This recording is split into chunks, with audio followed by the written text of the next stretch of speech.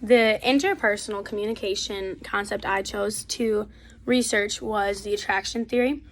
And I learned a lot about the attraction theory, and it was really something I never even knew existed before reading the chapters that, especially chapter 13, where it talked about the attraction theory.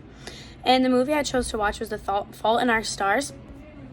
And I noticed that through this whole movie that the entire attraction theory was used throughout the entire movie and was basically a theme in it, because it used all of the parts of the attraction theory, because there's different steps, which I talked about in my paper, or not necessarily steps, but different types of attraction, such as like physical and task attraction and all that kind of stuff. And the movie The Fault in Our Stars has that, because at the beginning they are interested in each other because of the physical attraction, because they both found each other attractive, and then they started hanging out and they became really good friends, which was something that they became, and which helped with their attraction. And then when they were starting to be friends, they started to notice that they were so much alike each other, which, if you know anything about the attraction theory, it's basically saying that you choose the people that you surround yourself with based on if you're very similar, which in the movie The Fault in Our Stars, Hazel and Augustus are really, really similar. They both have a terminal illness, and they both have this love for literature, and they just bond instantly as soon as they meet each other. So that is how it was portrayed in my movie.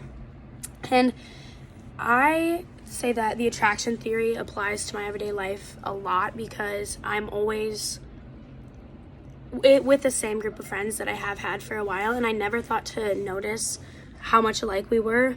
And now, after learning about this theory, I now know why I chose to surround myself with people like them, and it's because I feel most comfortable, because we are so much alike and we can easily bond over things.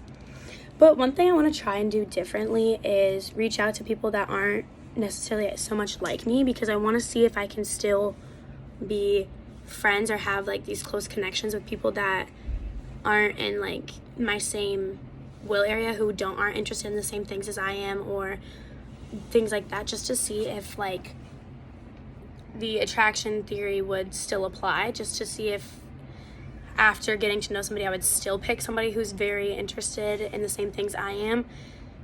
And I just think that it's like one of the coolest things we've learned about, because nobody really notices how much that theory plays a role in your life until after reading about it.